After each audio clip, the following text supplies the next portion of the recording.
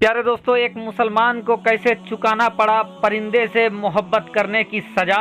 दोस्तों, इस पर मैंने एक वीडियो पहले बनाया था और मैंने आखिरी के हिस्से पर कहा था कि योगी आदित्यनाथ के शहर यूपी के अमेठी से आरिफ और सारस की दोस्ती पर जो मैं वीडियो बनाया हूं, इसका अगला हिस्सा और आखिर किस तरीके से परेशान हो गया आरिफ और सारस का क्या हुआ, इसका पूरा वाकया अगले हिस्से में मैं रखूंगा। तो आज उसी वीडियो को आगे बढ़ा रहा हूं दोस्तों, जहां आपको पता चल जाएगा कि आरिफ को एक परिंदे से मोहब्बत करने की कैसी मिली सजा और एक परिंदे को एक इंसान से मोहब्बत करने की क्या सजा मिली।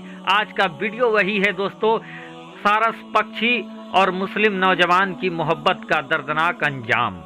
दोस्तों, तो चलिए वीडियो का आगाज करते हैं। उससे पहले रिक्वेस्ट करेंगे, अगर अभी तक आपने चैनल को सब्सक्राइब नहीं किया है तो चैनल को कर लीजिए सब्सक्राइब, बेल के बटन को कर दीजिए ऑन और ऑल नोटिफिकेशन के ऑप्शन को दबा लें ताकि आने वाला हर वीडियो सबसे पहले आप तक पहुंच सके।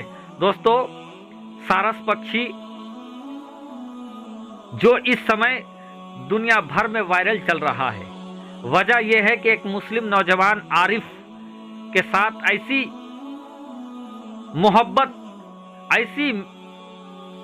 मोहब्बत दिखाया कि वो अपने आप में मिसाल बन गया।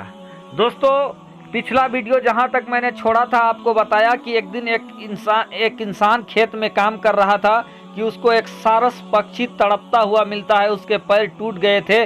फिर वो इंसान आरिफ उसको अपने घर लाता है और लाने के बाद दोस्तों उसकी मरम्मत कराता है, दवा कराता है।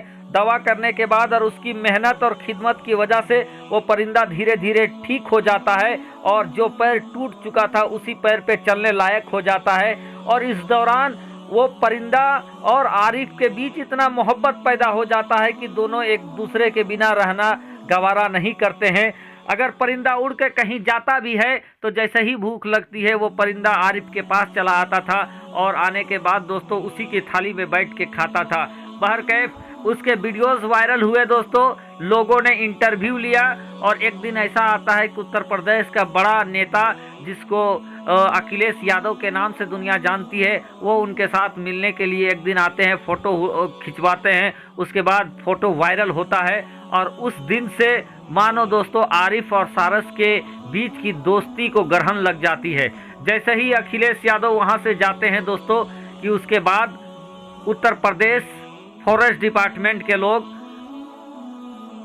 अमेठी पहुंच जाते हैं, आरिफ के पास पहुंच जाते हैं और उनको कहते हैं कि ये जो तूने काम किया है, सारस को पालना, पक्षी को पालना जुर्म है, तो आप अगर खैर चाहते हो तो इसको हमारे हवाले कर दीजिए, नहीं तो आप पर कानूनी कार्रवाई होगी।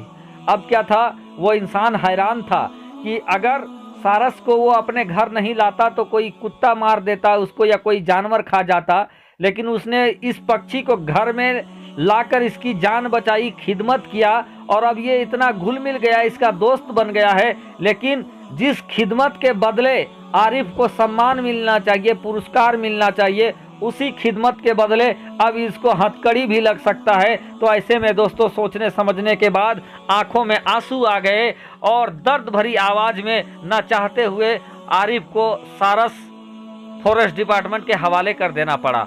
अब फॉरेस्ट डिपार्टमेंट इसको पक्षी विहार लेकर जाते हैं और आरिफ को लौटा देते हैं कि आरिफ तुम यहाँ पे नहीं आ सकते, यहाँ से चले जाओ, इतने दिनों तक यहाँ पर नहीं जाना, ये पक्षी भूल जाएगी तब तुम यहाँ पर आ सकते हैं। बहरकैफ दोस्तों एक दिन कैद में रखा जाता है सारस को और फिर जैसे ही छोड़ दिया जाता है, सारस आरिफ को ढूंढने के लिए पक्षी विहार के इलाके से निकल जाता है।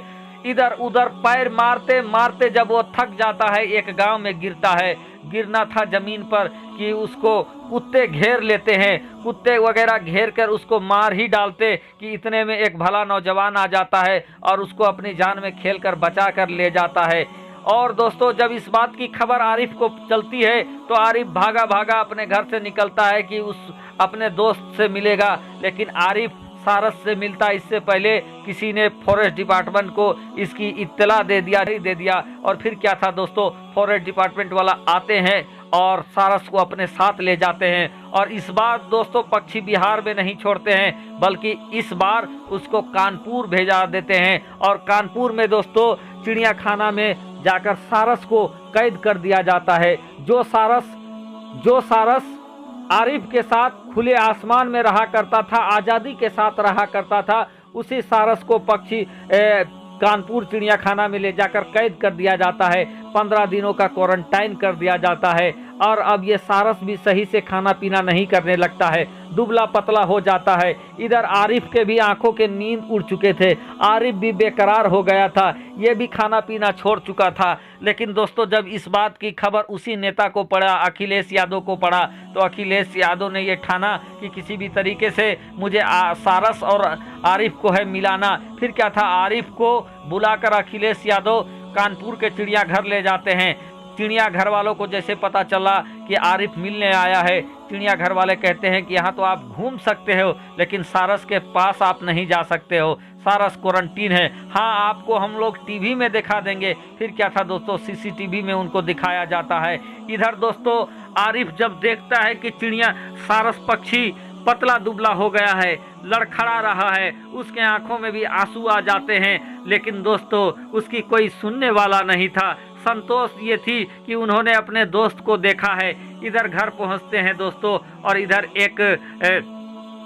उससे पहले ही, घर पहुंचने से पहले ही उनको दोस्तों एक दो दिन पहले ही उनके नाम से अभियुक्त बनाकर फॉरेस्ट डिपार्टमेंट का और सरकार का एक तरीके से कह लीजिए दोस्तों चिट्ठी आ जाता है।